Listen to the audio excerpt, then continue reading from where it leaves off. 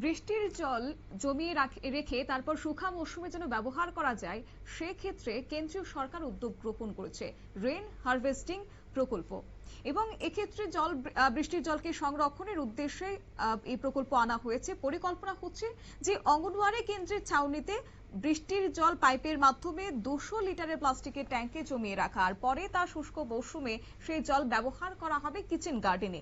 Mohanpur RD ব্লকের অধীনে ব্রহ্মকুণ্ড গ্রাম পঞ্চায়েতের 4টি অঙ্গনওয়াড়ি কেন্দ্রে এই প্রকল্পের কাজ চলছে। ব্রহ্মকুণ্ড সমাজ শিক্ষা কেন্দ্র, ব্রহ্মকুণ্ড চা বাগান, ব্রহ্মকুণ্ড কলোনি এবং মতাই নায়েকপাড়া অঙ্গনওয়াড়ি কেন্দ্রে ইতিমধ্যে ট্যাঙ্ক এবং পাইপলাইন বসানো হয়েছে। তবে অবাক করার বিষয় হচ্ছে, যখন সরজমিনে খতিয়ে দেখা হয় অঙ্গনওয়াড়ি কেন্দ্রের টিনের ছাউনিতে জমে থাকা শুকনো পাতা ও ময়লা বৃষ্টির জলের সঙ্গে মিশে সরাসরি ট্যাঙ্কে জমা হচ্ছে।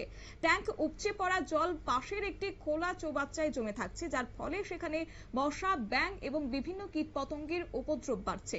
স্থানীয়দের প্রশ্ন, এই জল কি আদৌ ব্যবহারের যোগ্য?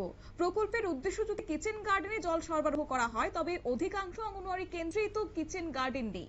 4টি কেন্দ্রের মধ্যে 3টিতেই নেই বাউন্ডারি, আর যে একটি কেন্দ্রে বাউন্ডারি রয়েছে সেখানেও কোনো রকমের গাছ লাগানো হয়নি। শুনুন কি উঠে আসছে বিস্তারিত। এটা তো আমাদের যে প্লাস্টিকের ট্যাঙ্কি দিয়েছে, প্লাস্টিকের ট্যাঙ্কি জলটা পড়ে যায়, আর তোমার এই যে পাকা ট্যাঙ্কিতে পড়ছে। পাকা ট্যাঙ্কির কোনো মুখা নাই, কিছু নাই। এখানে তো পোকামাকড়, এবার মশা, ব্যাঙের মোড়া, সাপ মোড়া, কত কিছু আছে, পাতা চাতা কত কিছু পড়ছে। আর ছোটো ছোটো যারা বাচ্চারা আছে, যে এখানে স্কুলে খেলাধুলা করছে, অনেকে স্কুলে পড়তে আসেছেন, ছোটো ছোটো ছোটো ছোটো বাচ্চা, তারাও তো ডর। ট্যাঙ্কি যখন খোলা আছে, ট্যাঙ্কির কোনো সময় দিদিমণি থাকে না, অনেক সময় জলের লাগে দিদিমণি যায়। ওটার নাম কি? ব্রহ্মকুণ্ড। আপনি কি এখানের ওয়ার্কার? হুম। আচ্ছা, এখানে এই যে পাইপ দিয়া যে আপনারা টিনের জল, পাতা জমানো জল যে জমাইতেছে ট্যাঙ্কির মধ্যে, এই প্রজেক্টটা সম্বন্ধে আমরা কিছু জানেননি। জানি বলতে অতটুকু জানি, মানে এটাতে দেওয়া হয়েছে, মানে সেন্টারের মধ্যে সবজি বাগান টাগান করলে বাগানের সবজির জলের ক্ষেত্রে ব্যবহার করার লেগে। সবজি আপনার এখানে কি সবজি টবজি আছে?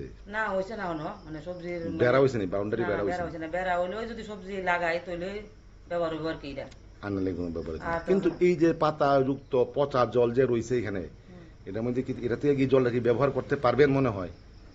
এটা তো ডাকনা ফোনা দিলে তো ময়লা পড়বো, পাতা পড়বো, পোকা পড়বো, আর বেশি তো পোকা পড়ে, এমনি পড়ে। আর এখানে একটা খোলা ট্যাঙ্কি আছে, এই ট্যাঙ্কির মধ্যে কি মশার হইতো না, বিস্তার হইতো না এখানে? এটা জানি সিনট্যাক্সটাতে জল জমলে জল হইতো আইব ট্যাঙ্কিটা। যেখানে স্বাস্থ্য দপ্তর জল জমতে না দেওয়ার পরামর্শ দিচ্ছে, সেখানে সরকারি প্রকল্পের মাধ্যমে খোলা জায়গায় জল জমে মশার প্রজনন ক্ষেত্র তৈরি হচ্ছে বলে অভিযোগ। ব্রহ্মকুণ্ড চা বাগান অঙ্গনওয়াড়ি কেন্দ্রের কর্মীরা জানিয়েছেন যে খোলা চা বাচ্চাটি শিশুদের জন্য ঝুঁকিপূর্ণ হয়ে যাচ্ছে, যে কোনো সময় ঘটতে পারে দুর্ঘটনা। এছাড়াও এলাকাবাসীরা দাবি করছেন যে ট্যাঙ্কির উপর ঢাকনা লাগানো জরুরি, এবং যাতে করে মশা কীট পতঙ্গের বংশ বিস্তার না হয়।